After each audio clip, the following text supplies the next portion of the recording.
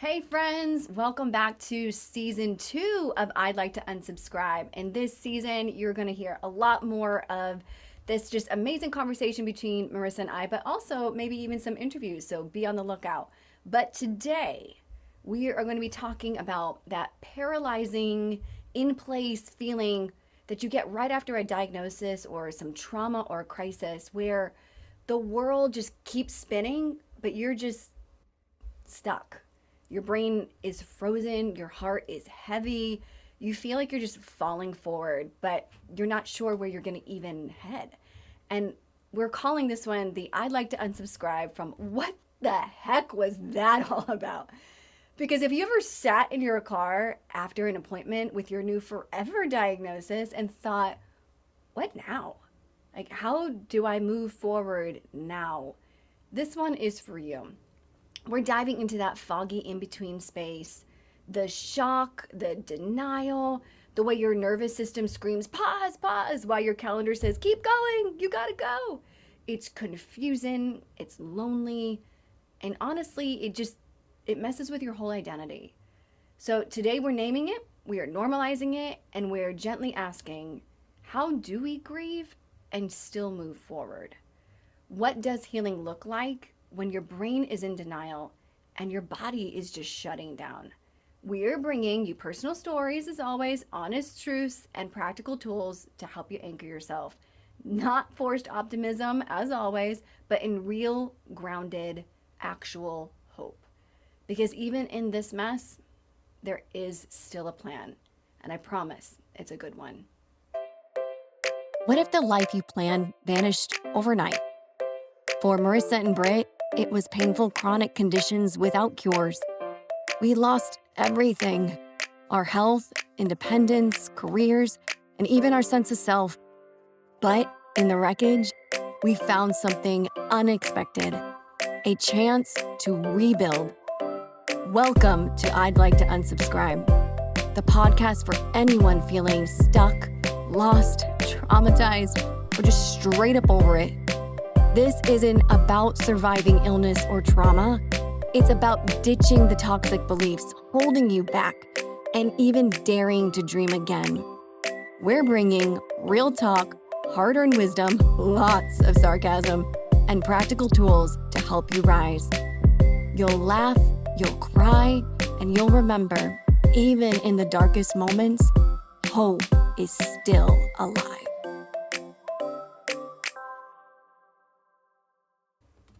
Hey friends, welcome back to I'd Like to Unsubscribe, the podcast where we cancel the pressure to bounce back. And friends who say bullcrap like, what doesn't kill you makes you stronger, bless them. How about the infamous God doesn't give you more than you can handle?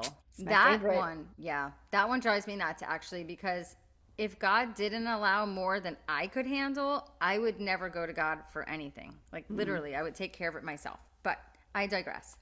Today we're going to talk about that weird, foggy in-between space where life has changed, but your brain hasn't quite caught up, right? You're diagnosed, you're in crisis mode because life has completely overwhelmed you with a certain situation, and you feel scared and the world is spinning, but you feel like you've been put on pause.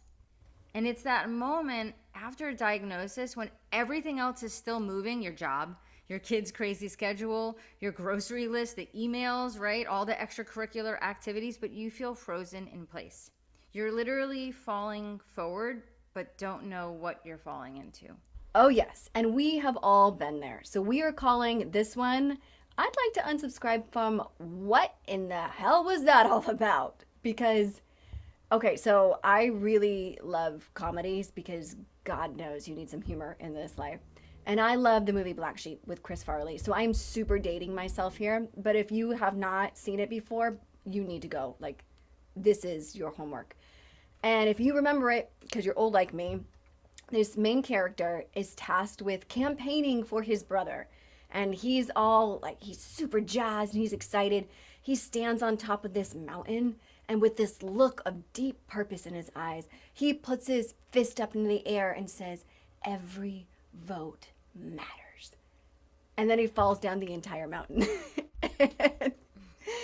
And it's obviously super dramatic, like way over the top. And then he gets up at the bottom and he's like disoriented and he's like flailing around, like completely discombobulated. And he screams, "What in the hell was that all about?" And that is what it feels like to be diagnosed. Like when somebody asks, there's your example, you're welcome. Because that's what this fully feels like for so many of us. It's that moment we get the news, everything slows down, but we are free falling off this mountain. And then we're left with this feeling like, what in the hell was that all about? Yeah. And like, what the heck just happened to me? You know, I think you and I have described it like this in the past. Like, a diagnosis is almost like this spiritual car crash. Because, like, 1 second you're driving, and the next you're blinking in disbelief, and like your body's in shock. Your brain is like, wait, this can't be real. What just happened? And your heart just feels like broken. And it's like instantaneous, but there's so much going on, and you're trying to piece it all together in your head. Oh, yeah. It's like you're stuck in this denial. Like your friends are posting about like the marathon they just did and their sourdough starters, you know, if you would like some, right? European vacations. It's so disorienting, right? I mean, it's just like, what's happening? It is. Oh my goodness, girl, it's true. And I'm glad that you went there with the sourdough starters because they're literally all over my Instagram, and I'm like doom scrolling and I see them and like I'm over here dying like under my covers, and I'm wondering how many more days of dry shampoo can I get away with before anyone's like, why are there pigeons living in her hair?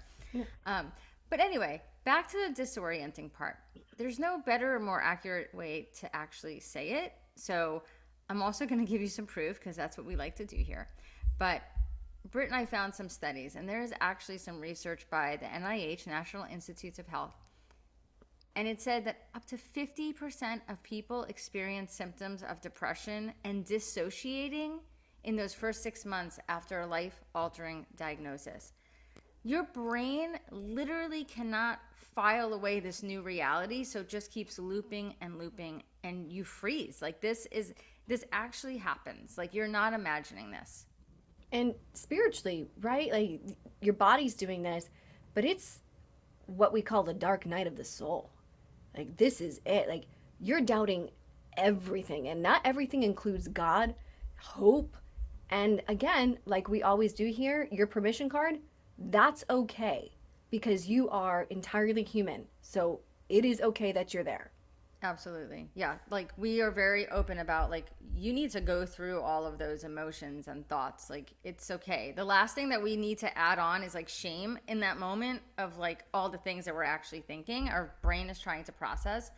But what is actually happening when you do feel that like that stuck and like that freeze? Well, science wise, right, for starters, neurologically, your brain is processing grief, and the prefrontal cortex, which is your decision makers, it goes offline, and the amygdala, which is your survival response, it starts firing like crazy. And you might feel tired or a little fuzzy or just emotionally numb, or you might feel the complete opposite. Like I know Britt and I usually deal with this. It's hyper anxious. We feel really panicked. You might feel highly emotional or sensitive because physically, like your cortisol levels are rising, right? Which slows your digestion. Your immune system kind of tanks.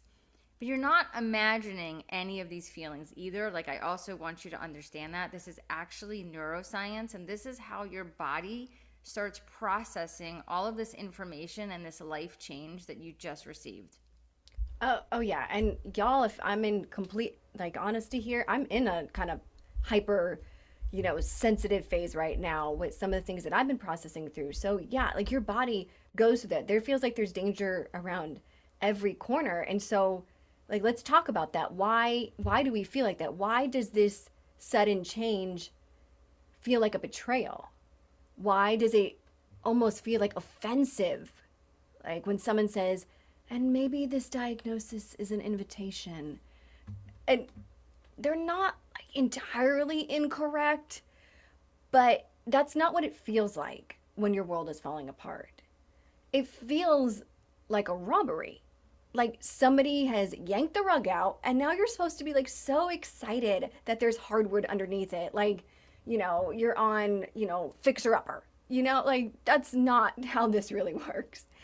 And I really love this author, Richard Rohr, and he has this book called Falling Upward, and he says, we do not want to embark on a further journey if it feels like going down, especially after we've put so much sound and fury into going up. And I think that's probably the first lie you realize that you've believed when you enter, adulthood, and especially after a diagnosis. Like, you think life is up and to the right. And we now know that is super not the case. And when I heard that quote, it hit, because no one tells you that sometimes healing or growth, it's not up and to the right. It starts with a collapse. And Rohr says, and I'm paraphrasing here, in order for us to enter into this, what he calls this second half of life, and it's not this part, like a midlife crisis and you go buy yourself a Ferrari, right? It's not this passage of time that comes with some like age, but it's normally, he says, like a job, a fortune, or reputation has to be lost. A death has to be suffered, a house has to be flooded, or a disease has to be endured. But this second half is the good half, the half where you become who you were intended to be, caveat, if you let it. Right? And that's the difference. That it's not this, the loss happened and it's, down and to the left. It's if you let it do its work. And I mean, how many of us, and when I read that, like, you felt that in your bones, right? Yet he calls it a beginning and not an end. Yeah. And I think that you and I have phrased our life like that. Like, there was this very clear line of like demarcation, right? That changed everything. I mean, and that's the thing. So he describes the before and after of lives, right? So the BC and the 80, so to speak, if you just envision it that way. And he says it's not about an age or this midlife crisis. It's just a point in life when you know you are never going to be the same. And when you finally crack open and realize that climbing the ladder isn't the point, that who you become in that falling might actually be the truest version of you. Yes. And it's such a truth that we know, like, in our bones to be true, but it's like, I don't want it to be, right? Still, we're still fighting it. But, I thought at this point I would be such a champ at receiving diagnosis. Like, I've had cancer scares, I've had the surgeries, right? The brain tumors, the misdiagnoses, the talks about life expectancies. Y'all have been through it, and I'm sure you've been there too. And so I thought it would get easier somehow with time to keep like moving forward when your world stops.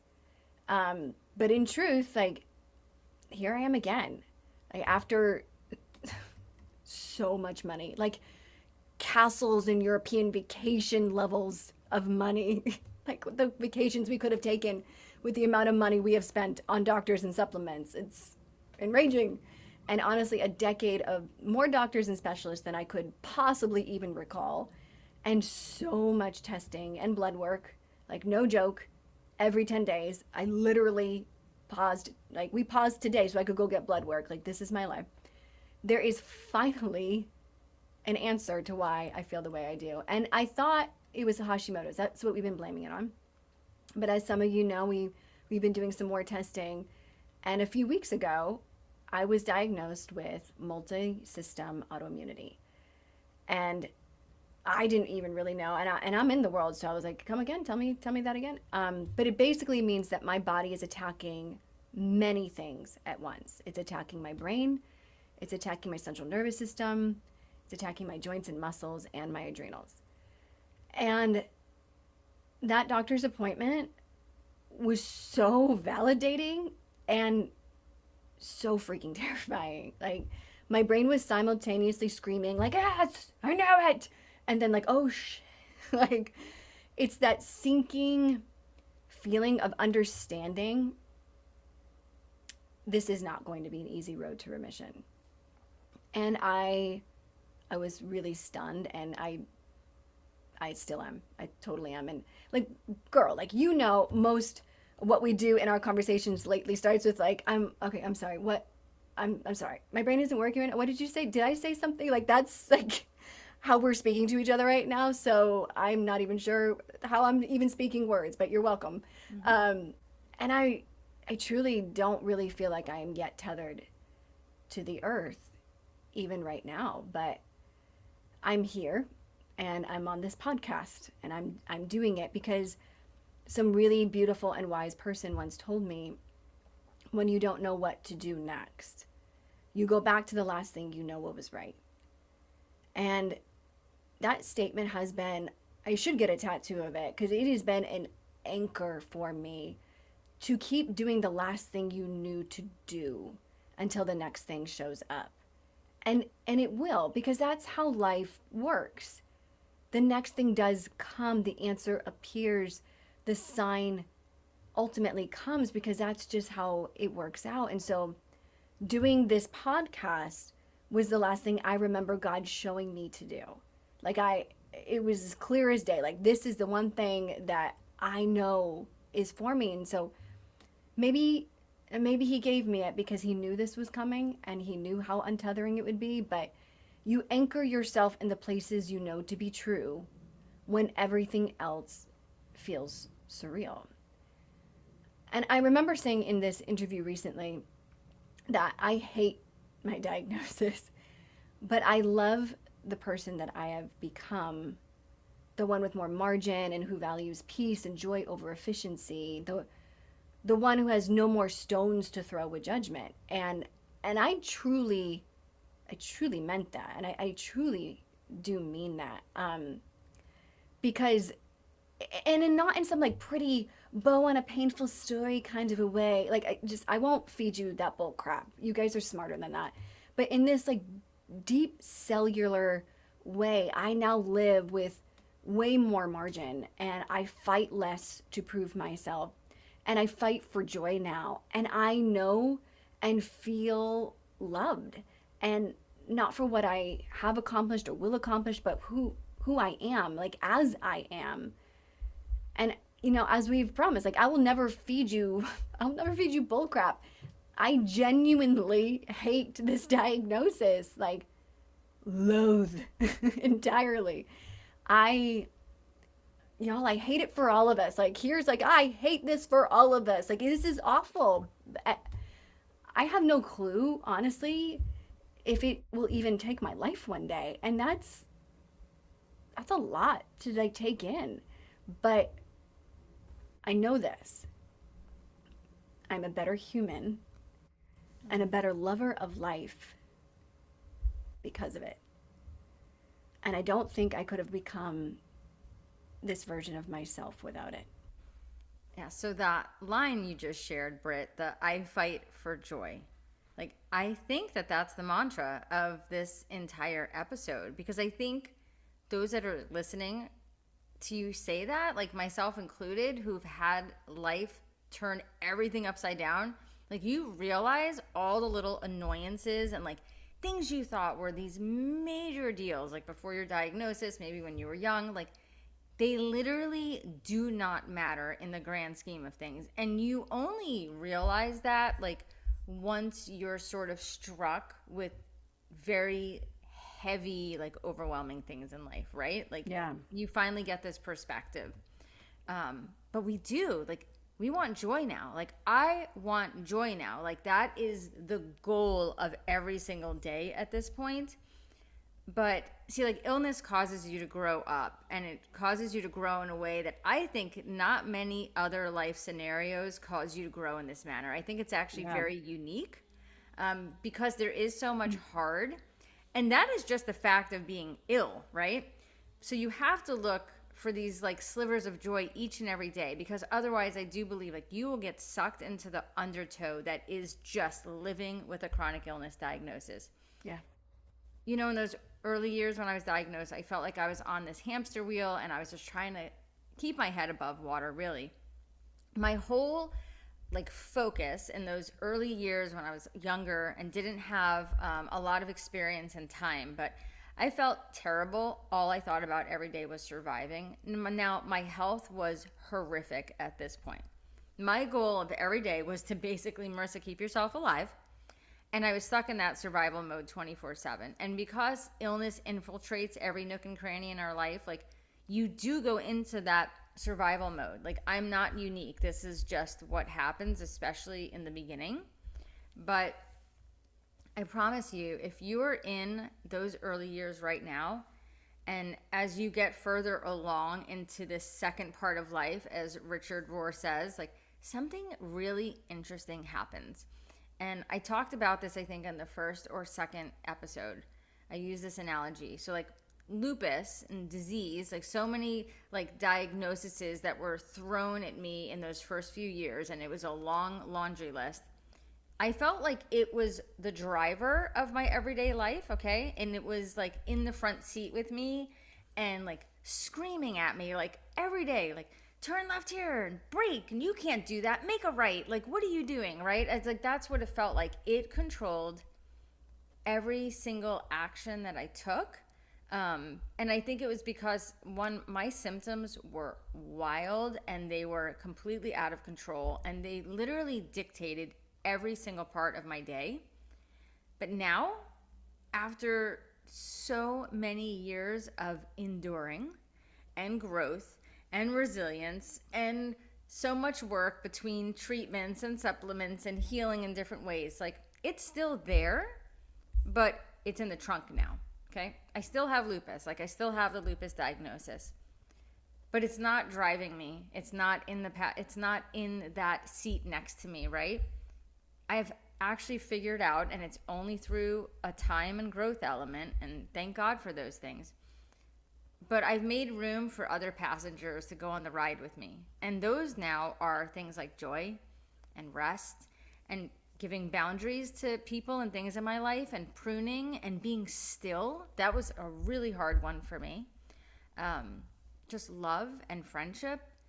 But there was there was a time element to all of that happening. So I just want to encourage you, like it is coming. You might feel like that completely frozen, overwhelmed feeling that we talked about at the beginning of the episode, but like you're new at all of this. But both Britt and I promise you, like it won't always feel that way, like that frozen way, right? Yeah, badge of honor. Yeah, for sure. Yeah. Now, we're going to come back shortly and break down like some actual, we always like to talk about like specifics and like little tangible things, but really quick, we just have some quick messages from our amazing sponsors who actually make this podcast possible. So thank you to all of them, and we will be back in a minute. Ever wish you could be paid to share your chronic illness story? The Insiders, insights like things you know, matches you to paid interviews, focus groups, and surveys to share your experiences. Visit theinsiders.com to check out our current opportunities for lupus patients. Trying to figure out what's triggering your symptoms but can't put your finger on it? Try Folia, a health tracking app to help you connect the dots and get to the bottom of what's going on. Download Folia Health free in the App Store with invite code LupusChick. Folia is the one app to track it all. Learn more at foliahealth.com/lupuscheck. That's FOLIA health.com/lupuscheck. Are you experiencing symptoms of lupus or feeling alone on this journey? The Lupus Foundation of New England is here to help you. They're dedicated to supporting those living with lupus, offering education, resources, and a community to help you navigate the journey. From learning about symptoms and testing to upcoming events and research, the Lupus Foundation of New England has you covered. Visit lupusne.org and connect with others who truly understand. You don't have to do this alone. Visit lupusne.org.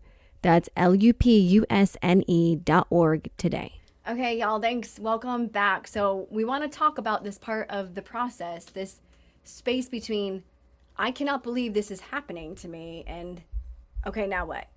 Like that gap. Because after the diagnosis drops into your DMs for real, after the grief sits into your chest like a boulder, you still have to live. But how? So here's some of our suggestions. First, if you haven't already listened to episodes 1 and 2, this isn't just us trying to get you to listen to more. Like, we think these are super foundational. Like, press pause and just go do that. Just like come back to this, circle back around, right? Like, I'm being serious, because we talked about grief from the go and like tanked our ratings, because we knew like this was so important. Like it was for a reason, because you must feel your feelings in order to move on. Like there is no like, and we're just gonna, go, like no. It's not like light a candle and then cry a little bit kind of feelings, right? Like we're meaning ugly cry, pillow screaming, throw your socks and crap at the wall, like kind of processing. Like you have to do it, because if you do not feel it, you will not, no, you cannot move forward in a healthy way. And that's not like me saying it, that's what psychologists say. Like you have to grieve it. But how do you do that? How do you move forward while you're still grieving, while your body is still trying to catch up to your brain and have them like sit down for, a cup of coffee? There are these moments where you need tools because you don't know how to do this. This is a first for you. And so what do you do? And you need tools more than you just need truths. It's not just affirmation here. So here are some tools on how to ground and grieve while not just becoming this like despair monster, right? So first we think you need to name what's true. Like you have to say this out loud. I am scared. This is unfair. Like Marissa's mantra, this blows, right? Like You're welcome. that honesty will crack the shell of denial. Boom. Like, okay, we're in it. We're in it. We're connecting. The right and left are together, right? This gives the grief a place to just land and acknowledge. It starts the process. But then we've got to move forward, right? We've acknowledged it. Okay, here we are. We're connecting. We recommend like choose one task per day, right? Like on the days when you feel I am paralyzed, I don't know how to do this, I can't do this. Pick one thing. Pay a bill. Call a doctor. Change the sheets on your bed that you've been in for a week. It doesn't have to be big. It just has to be forward. Does that make sense? Just something that's bringing you forward. And then within that, you have to create this safe landing spot. Right? Whether it's a corner in your home or even in your car or on your phone, right? Hello, like calming Spotify playlist, right? A place that's going to soothe your nerves. Create that little place that feels like a haven. For me right now, I sit in my closet, no joke. And I like close the door and I have prayers on the back of my door and I sit in there and I do my breathing exercise. Then you have to go back. You have to go back to go forward. And I say this because safety, our favorite word on this episode and in this podcast, you have to go back to the things that make you feel safe. Because if your nervous system is completely dysregulated, it's not going to be able to move forward unless it feels safe. So go back to the things that you knew what to do and made you feel safe. That may be something simple like, I know that being in nature grounds me. Or I know journaling helped me once, right? So whatever is that thing that you think, okay, this feels safe, this feels comforting. I knew I used to love singing in the car. Whatever that is, just do that. And do that quite often. Because you're going to go back to that, you know what? I remember I'm safe here. This feels good. And then from that place, you are then going to be able to move forward. Literally. Like get out. Get outside. Get outside of your house, outside of your comfort zone into something fun. Stretch your body. Breathe. Dance like a fool like I was. My dog thought I was loco. Like move your body in a way that feels good and like it feels like some success to you. However you can, however you want to do it, but just do it. I'm all for dancing. It's like one of my favorites. You and I both love that. I don't know. There's something about like moving like your body to me. Obviously, if you're feeling like you can do that and you have the energy to do it, I don't know, with some music on, it just like takes me in another place. But those are all great suggestions. And I actually want to back up really quick to the first one that you mentioned, which is the word that like pretty much no one wants to deal with. And that word is grief. Obviously, there's different types of grief, but diagnosis grief, like if this is a new concept to you, like this is a real thing. It's different than if we, like when we're losing someone that we love, which is a horrific type of grief. Absolutely. That Britt and I have both been through. But with diagnosis grief, like, it's not that we lost a human being or whatnot. We've lost possibility, right? We've lost the future plans that we had for ourselves. The versions of us that did not include not being strong enough to wash our hair one day because we're completely exhausted. That version, whose calendars were not filled with endless doctor's appointments and whose purses didn't weigh 80 pounds because of pill cases and EpiPens and all different types of medication, right? It's ridiculous. It's because with illness and the grief that comes with it, the problem is our brain is having, there's no closure there. The illness is not going to pack up. It doesn't have this end date with the symptoms are like, okay, bye, I'm going to pack it up. I'm going to hightail it out of here. So in psychology, this is considered what they call ambiguous loss, right? Because you're still you, but everything in your life feels completely different. And your brain is having a really hard time wrapping this up and neatly in a bow and putting it away because it's still there every day. You're still sick.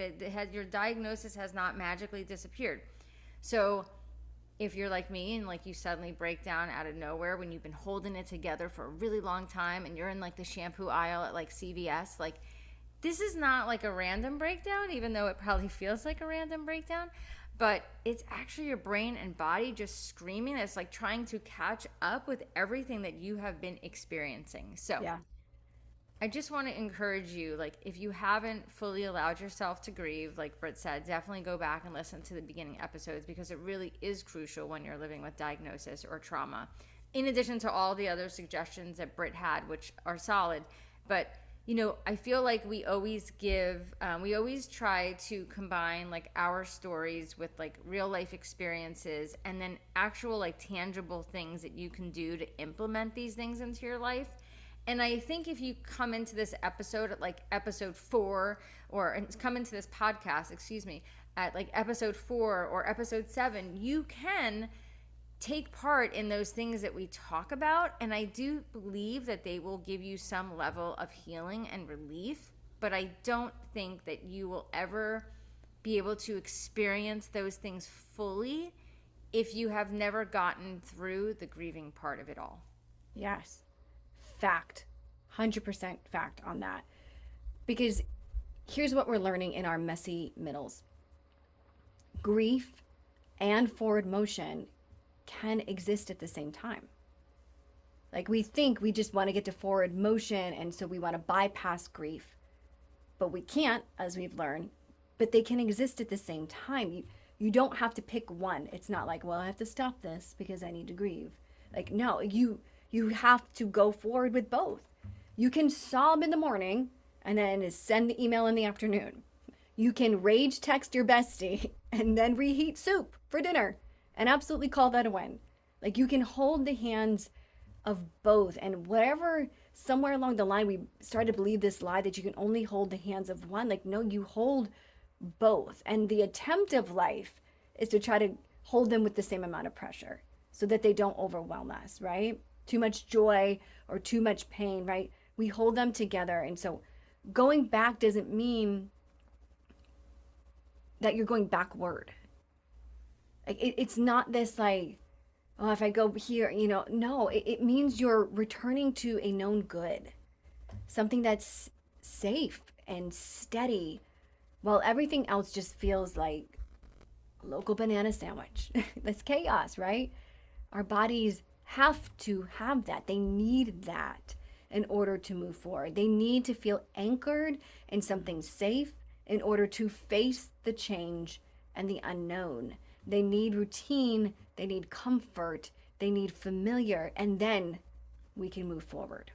Yeah, and I mean, the thing is, you don't have to have this huge life habit or change. And I think that's also something Britt and I want to stress, right? Yeah. Okay, I'm going to start going to church every single Sunday, or I'm going to start doing therapy this many times a week. And you're putting all this pressure on yourself, which I think both of those things are great.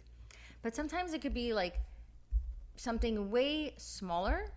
It can start with, I don't know, you decide every morning you're going to make the same smoothie, right? You're going to rewatch a show that you absolutely love and you've memorized almost every word. For me, that's Frasier. It could be putting on this one hoodie that smells like a certain laundry detergent and it feels safe, right? Because your brain and body are wired to crave this rhythm when it's spinning. And all of these things can help re-regulate the nervous system because those things can say, like, I know this. I've been here before. This feels really familiar.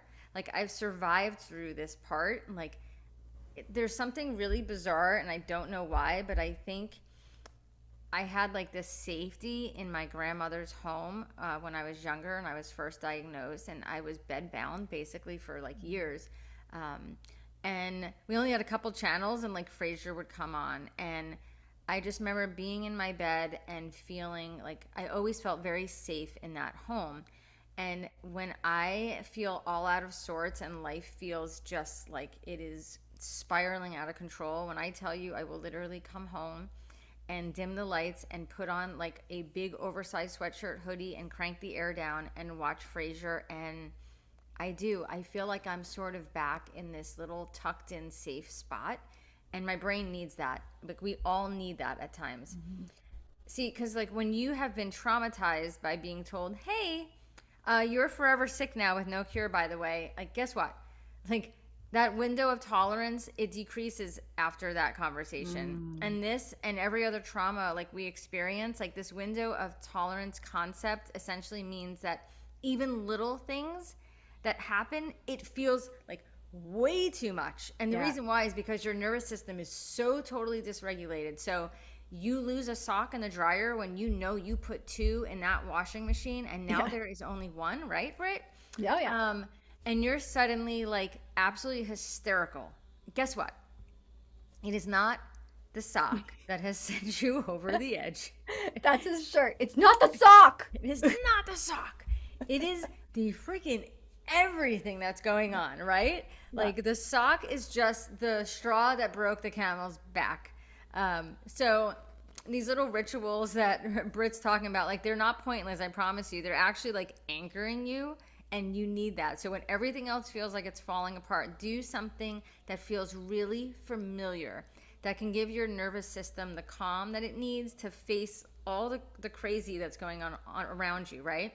Because like, we're not trying to escape reality. It's really about giving your body this reminder that you're safe enough to start facing the reality. So that song that you keep repeating, or that 4 o'clock walk that you like taking around your block, like, this is actually like medicine, people. Like, think about this as another form of like your pill box and things that like keep you going, right?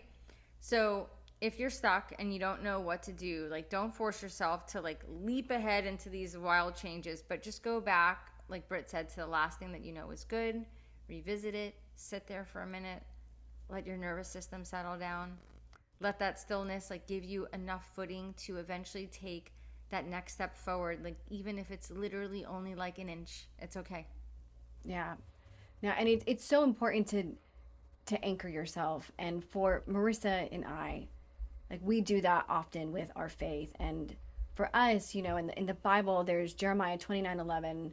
And, you know, if you've ever been to Hobby Lobby, you've seen this, right? And it's like, God says, for I know the plans I have for you. They are plans to prosper you and not to harm you. And it's to give you a future and a hope. But let's be real, because when you hear that verse can sting when you're newly diagnosed. It doesn't feel as comforting as you maybe hoped it to be. Oh, 100%. Especially like if, you know, you're, I think, in that mode of anger, right? And like someone says that to you, or, you know, like like earlier you said, well, all things happen for a reason. It's like, okay, this doesn't feel super comforting right now, but like, we believe it. Like, in our faith, we believe it. Not like in this cheesy Hallmark way, but in this sort of soul deep, hey, I'm clinging to the edge right now. But listen, like, and I can tell you this from my own experience and from thousands of stories I have heard. If you are mad at God right now because of everything that you're enduring, guess what? God can totally take it. Like, God already knows. Be mad. Like, you can be mad at God and you can still trust God. Yeah. And you can feel betrayed by life and you can still pray. And we can say, like, I don't understand why all of this is happening, but I can also say, I believe and I actually still have hope. Like, even in that same sentence, even in that same breath, like, it doesn't have to be like an or like this, or that, Yeah. but like, it can actually be both. Yeah, yeah. Yes. Like a resounding yes, because hope is in fact not a feeling. Hope, and I'm preaching to myself right now, like hope is a decision. Because right now, I feel a bit hopeless. And if I was going based on the hope being a feeling, then I would be totally in the pit as opposed to just hanging on to the side of it right now.